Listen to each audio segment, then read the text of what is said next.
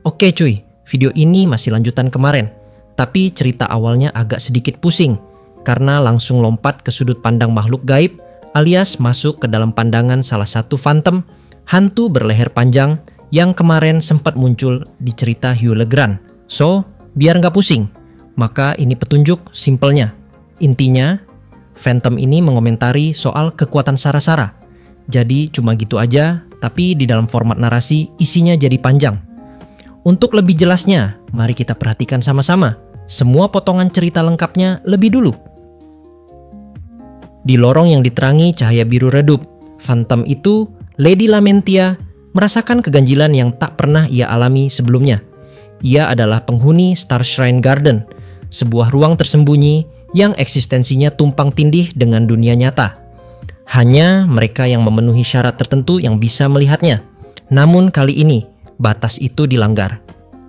Di tengah keramaian ibu kota, muncul makhluk-makhluk hitam legam, seolah tubuh mereka dibentuk dari kegelapan yang pekat. Mereka bukan manusia, bukan hantu, dan bukan pula phantom dari Star Shrine Garden. Namun yang mengejutkan, makhluk-makhluk itu bisa menatap langsung ke arahnya. Jumlah mereka tidak sedikit, puluhan bahkan ratusan, tersebar di jalanan seperti kawanan liar yang berkeliaran bebas. Anehnya, tidak ada satupun manusia yang sadar akan keberadaan mereka. Orang-orang lewat tanpa reaksi, seakan-akan dunia manusia dan dunia kegelapan itu tidak pernah bersinggungan. Lady Lamentia merasa terhuyung. Selama bertahun-tahun ia menjelma di kota ini tanpa pernah benar-benar terlihat. Tapi kini, untuk pertama kalinya, ada sesuatu di luar sana yang menembus aturan. Energi mereka berbeda dari phantom, tidak memiliki getaran khas Star Shrine Garden. Itu sesuatu yang asing, sesuatu yang lebih purba, lebih liar. Sebagai wujud dari rasa takut, seharusnya Lady Lamentia tidak mengenal gentar. Ia diciptakan untuk menyeret manusia ke dalam rawa kegelapan, memelintir kelemahan mereka, mengikat mereka dengan horor. Namun kenyataan baru ini justru mengguncang fondasi dirinya sendiri. Lebih jauh lagi, ada sosok manusia yang ikut melanggar batas. Seorang perempuan berambut hitam, bermata merah pekat, memancarkan aura pekat seperti jurang yang tak berdasar. Perempuan itu menatap ke arahnya, seakan sepenuhnya menyadari keberadaan phantom. Dan lebih buruk lagi, perempuan itu juga merasakan makhluk-makhluk hitam aneh yang berkeliaran tadi. Bagi Lady Lamentia, hal itu tidak seharusnya mungkin. Tatapan itu bukan tatapan korban, bukan tatapan manusia biasa yang disergap rasa takut. Tatapan itu penuh kesadaran, nyaris dingin, seolah perempuan itu sudah terbiasa hidup berdampingan dengan kengerian. Di saat itu, untuk pertama kalinya Lady Lamentia memahami perasaan terancam. Ia tidak tahu kenapa batas bisa retak, kenapa makhluk-makhluk hitam itu muncul, atau kenapa seorang manusia mampu melihat dirinya. Namun satu hal yang pasti, ada sesuatu di luar Star Shrine Garden yang lebih menakutkan dari dirinya sendiri. Barulah ia bisa mengerti alasan mengapa pemilik asli Star Shrine, penguasa besar yang dulu pernah mengendalikan kekuatan luar biasa, memilih meninggalkan tempat itu. Dunia luar ternyata menyimpan kengerian yang bahkan phantom pun tak sanggup lawan. Dulu pernah ada ksatria yang menghadapi monster-monster menakutkan dari zaman kuno, tanpa sedikit pun gentar. Saat Lady Lamentia mencoba menakut-nakutinya, bayangan yang biasanya membuat manusia gemetar, itu justru dianggap sebagai celah. Ksatria itu mengangkat pedangnya tinggi-tinggi, lalu mencoba menebas leher Lady Lamentia, seakan ia hanyalah lawan biasa di medan perang. Ada juga pria aneh berbaju zirah raksasa, tubuhnya lebih besar dari monster purba yang merayap di lembah terdalam.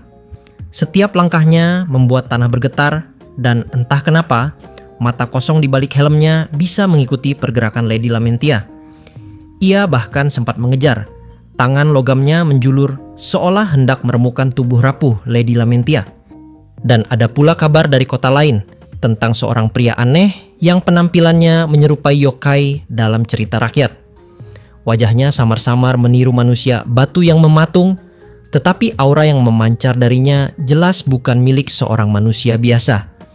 Konon, ia membawa pedang panjang dari kayu yang selalu menempel di tubuhnya, dan begitu melihat ada orang lain yang berani berjalan sambil menenteng senjata serupa, Ia langsung menyerang tanpa basa-basi. Bagi Lady, rumor itu terdengar menggelikan sekaligus merepotkan. Bayangan seorang makhluk dari batu yang tidak terikat pada rasa takut, tetapi justru mencari alasan untuk bertarung, membuatnya resah. Itu bertentangan dengan dunia yang ia kenal. Dunia di mana rasa takut adalah mata uang utama yang memberi kekuatan. Jika benar ada manusia semacam itu, berarti ada individu yang tidak bisa diusik dengan intimidasi, tidak bisa ditundukkan dengan ilusi, bahkan tidak bisa dipecah oleh jeritan panjang yang biasanya melumpuhkan hati manusia. Lady Lamentia berpikir, mungkin hanya kebetulan, tapi kenyataannya tidak. Kemanapun ia berpindah, bayangan-bayangan mengganggu itu selalu muncul. Dari satu treasure vault ke treasure vault kosong lainnya, Lady Lamentia berharap bisa kembali mengintai manusia dengan tenang. Namun hampir setiap kali, ia justru menemukan orang-orang aneh yang mampu menatap balik, melawan, bahkan mengusirnya dari tempat persembunyiannya. Bagi makhluk lain, Star Shrine Garden adalah rumah yang suci, tempat mereka bisa berdiam selama berabad-abad tanpa pernah tersentuh dunia luar. Tapi bagi Lady Lamentia, rumah itu mulai berubah menjadi jerat. Seolah dunia ini dengan sengaja mendorongnya keluar, hanya untuk menertawakan betapa lemahnya ia bila dibandingkan dengan manusia-manusia pilihan itu. Ia ingat jelas bagaimana beberapa kali dirinya terpaksa kabur dalam keadaan compang-camping. Sosok yang seharusnya melambangkan rasa takut justru diusir layaknya penyusup tak diinginkan. Itu adalah penghinaan. Setiap kali hal itu terjadi, ia semakin sadar bahwa aturan lama tidak lagi melindunginya. Dan semuanya berawal dari satu hal, menyusutnya aliran energi mana material. Selama energi itu melimpah, Star Shrine Garden menyembunyikan mereka sempurna. Tapi ketika dinding ilusi itu retak, celah terbuka. Manusia-manusia aneh dengan keberanian abnormal, dengan kekuatan yang tak wajar mulai masuk. Dulu Lady Lamentia bisa memilih target sesuka hati, mengintai, menunggu, lalu menyeret jiwa ke rawa ketakutan tanpa ketahuan. Sekarang, setiap kali berpindah, ia malah dipaksa berhadapan dengan lawan-lawan yang tidak bisa ditakuti. Bahkan seringkali harus lari sebelum ditelan balik oleh rasa takutnya sendiri. Tepat ketika Lady tenggelam dalam lamunannya sendiri, tiba-tiba terdengar suara berat dan parau di sampingnya. Suara itu menyerupai geraman tercekik, lirih namun menusuk telinga.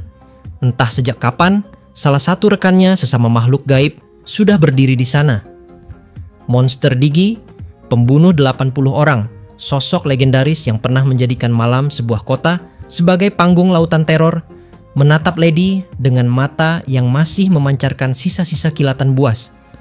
Tubuh besarnya yang dulu sanggup membuat manusia ketakutan hanya dengan siluetnya, kini tampak menyusut. Aura mengerikan yang dulu menyelimuti dirinya hampir lenyap. Kasihan juga, monster yang dulu ditakuti kini kehilangan kepercayaan diri karena satu kejadian dengan seorang ksatria. Pisau daging raksasa di tangannya yang biasanya lengket oleh darah dan bau amis kematian, sekarang malah mengilap bersih seolah baru ditempa dari bengkel besi. Jumlah kepala yang tergantung di tangan kirinya pun sudah jauh berkurang. Dari deretan trofi mengerikan menjadi sekadar sisa-sisa masa lalu. Bagi Digi, rasa takut manusia adalah sumber kekuatan. Begitu manusia berhenti takut, kekuatannya ikut memudar. Lady tahu betul dirinya pun sama. Ia mencoba menenangkan diri, menatap pikirannya yang berantakan. Dalam hati ia mengulang kata-kata peneguhan, seakan-akan dengan begitu ia bisa menguatkan Digi sekaligus dirinya sendiri. Bahwa kegagalan sebelumnya hanyalah kesalahan memilih target, bahwa jika mereka memburu yang lebih lemah, rasa takut itu pasti akan kembali. Di luar sana masih banyak manusia, pikirnya, dan di antara mereka pasti ada yang bisa diteror. Namun tatapan Digi justru kosong. Dari sosok yang dulu menebar horor ke 80 jiwa, kini hanya tersisa bayangan kelam yang pincang. Ia mengeluarkan rintihan rendah yang terdengar lebih mirip rengekan anak kecil ketakutan ketimbang geraman monster. Lalu dengan langkah berat dan gontai, ia pergi, meninggalkan Lady seorang diri. Kepergian Digi membuat Lady terdiam lama. Jika monster sebesar itu saja sudah kehilangan taringnya, lalu apa yang tersisa untuk dirinya? makhluk yang bahkan menyerupai manusia, hanya dengan leher memanjang dan air mata darah. Jika tangisannya yang merobek keheningan malam pun tidak lagi mampu membuat manusia berteriak, jika jeritan mereka kini diganti dengan tatapan kosong yang berani, apalagi yang bisa ia lakukan? Pertanyaan itu bergema dalam dirinya, dingin dan menghantui. Pada akhirnya, Lady tidak punya pilihan lain. Setelah menatap punggung Diggy yang kian menjauh, ia ikut melangkah pergi, mencari mangsa baru di luar sana yang mungkin saja masih bisa dia manfaatkan. Scene pun kini kembali berpindah, menuju ke dalam sudut pandang dari teman-teman Cry lagi. Clan House First Steps menjulang di tengah hiruk-pikuk ibu kota, berdiri anggun dengan fasad yang jauh berbeda dari gambaran umum sebuah markas klan. Dindingnya rapi, jendela-jendela tinggi dihiasi bingkai ukiran, dan pintu masuknya begitu megah hingga bahkan tubuh besar Ansem bisa lewat tanpa perlu membungkuk. Dari luar, bangunan itu lebih menyerupai kediaman bangsawan atau markas dagang yang kaya raya, bukannya tempat perkumpulan para pemburu yang biasa kotor oleh darah monster. Bagi saya, yang tumbuh di teres, kontrasnya begitu mencolok. Di kampung halamannya, setiap clan house dibangun semata-mata demi fungsi pertahanan. Tembok tebal, pilar kasar, tanpa hiasan, semua didesain agar sewaktu-waktu bisa berfungsi sebagai benteng darurat. Tidak ada yang peduli soal keindahan, namun First Steps justru berdiri dengan aura yang elegan, seakan-akan ingin menunjukkan kepada seluruh Zebruddia bahwa klan ini bukan sekadar bertahan hidup, tetapi menguasai panggung pusat dunia treasure hunter. Semakin dipikir, pencapaian Thousand Tricks, Cry Andre, benar-benar di luar nalar. Hanya dalam beberapa tahun, dia bukan saja membentuk sebuah klan di kota sebesar Zebruddia, tapi juga membuatnya dikenal luas dan dihormati. Itu bukan hal yang bisa dicapai hanya dengan kekuatan. Dibutuhkan karisma, kecerdikan, dan pengaruh yang mampu menembus lingkaran para pemburu veteran maupun bangsawan kota.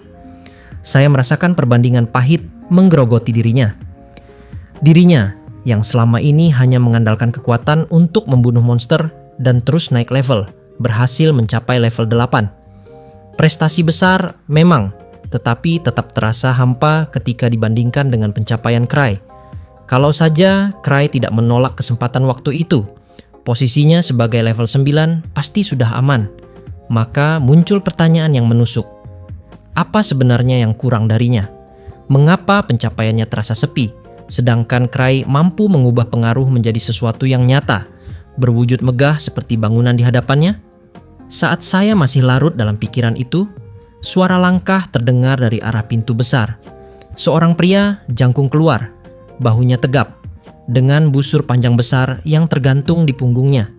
Jenis hunter seperti itu jarang ditemui, dan penampilannya langsung menandakan bahwa ia bukan orang sembarangan. Liz yang sejak tadi bersemangat langsung melambai dengan senyum cerah, hampir melompat kegirangan. Ia memperkenalkan, "Saya dengan nada bangga, seperti anak kecil yang menunjukkan harta karun yang baru ditemukannya."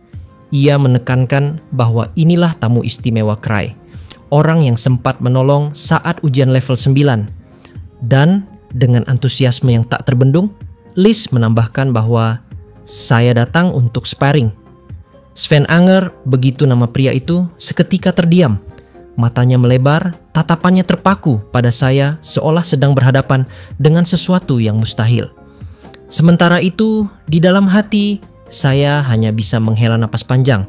Ia sama sekali tidak berniat untuk mencari lawan tanding baru. Namun kata-kata Liz yang dengan ringan melemparkan dirinya ke dalam sorotan membuat semua jalan keluar terasa tertutup rapat. Di momen itu, Sven Anger, si pemanah jangkung dari Obsidian Cross, akhirnya menyadari siapa tamu yang sedang diperkenalkan oleh Liz. Matanya membelalak tak percaya. Rasa terkejut yang membuncah membuat tubuhnya sempat kaku, seolah sulit menerima kenyataan bahwa ada seorang hunter level 8 yang lebih muda daripada Cry. Dunia benar-benar masih menyimpan banyak kejutan. Liz dengan semangat yang khas menekankan betapa menariknya kedatangan tamu ini. Baginya, kehadiran seorang hunter yang selevel dengan Cry adalah kesempatan langka yang menimbulkan rasa penasaran sekaligus kegembiraan. Aura antusiasnya menular, dan Sven yang semula ragu mulai terbawa arus suasana. Namun, bagi saya, ucapan Liz justru menimbulkan tekanan lain. Perbandingan dengan Cray jelas membuatnya risih. Dirinya tidak ingin dianggap berada di level yang sama dengan pria yang bahkan pernah hampir menjatuhkan kota benteng bermobilitas tinggi hanya dengan satu aksi. Itu bukan hal yang bisa disejajarkan begitu saja. Selain itu, anggapan bahwa dirinya masih muda sebenarnya tidak sepenuhnya benar. Waktu yang seharusnya menggores tubuhnya dan membuatnya menua telah dirampas oleh para foreigner. Yang tersisa hanyalah penampilan muda yang tidak sesuai dengan usia dan pengalaman sebenarnya. Liz terus menebarkan semangat, bahkan mendorong gagasan agar sparring ini benar-benar terjadi. Ia merasa kesempatan seperti ini terlalu berharga untuk dilewatkan. Sven sendiri tampak sedikit canggung, seolah mempertanyakan apakah ini ide yang tepat. Dari ekspresinya, jelas ada rasa tidak enak hati, seakan takut jika duel ini bisa membawa masalah. Saya, di sisi lain, menelan kembali pikiran yang hampir meluncur keluar, bahwa semua ini mungkin tidak akan berakhir sebagai pertarungan sungguhan. Banyak hunter di tempat ini punya darah panas, dan wajah saya yang biasa saja sering membuat mereka meremehkan kemampuannya. Justru itulah salah satu strategi bertahannya, membiarkan orang lain salah menilai. Namun ada sisi lain yang mengganggu pikirannya. Jika kekuatannya ditunjukkan, mungkin rasa kagum akan berubah menjadi rasa takut, sama seperti di tempat asalnya. Menyembunyikan kekuatan selamanya jelas mustahil, tapi mengungkapkannya juga tidak akan mudah. Sven, yang tampaknya cukup peka, menangkap sesuatu dari ekspresi samar saya. Tatapannya berubah, dan sebuah senyuman tipis muncul di wajahnya. Ada rasa antusias, ada pula rasa ingin tahu yang mendalam. Bagi Sven, kesempatan seperti ini adalah sesuatu yang tidak boleh dilewatkan. Seorang hunter level 8 dari luar negeri jelas bukan lawan biasa, dan pengalaman bertarung melawannya bisa jadi pembelajaran yang berharga. Rasanya memang tidak adil jika hanya berlatih dengan orang-orang yang sama setiap hari. Dan di tengah situasi itu, atmosfer yang terbangun makin jelas. Duel ini akan menjadi ajang pembuktian bukan hanya bagi saya, tetapi juga bagi siapapun yang ingin mengukur kemampuan dirinya di hadapan seorang hunter asing yang levelnya begitu tinggi. Bagi saya, tatapan Sven menegaskan satu hal. Pertemuan ini tidak bisa dihindari, namun bersambung besok lagi.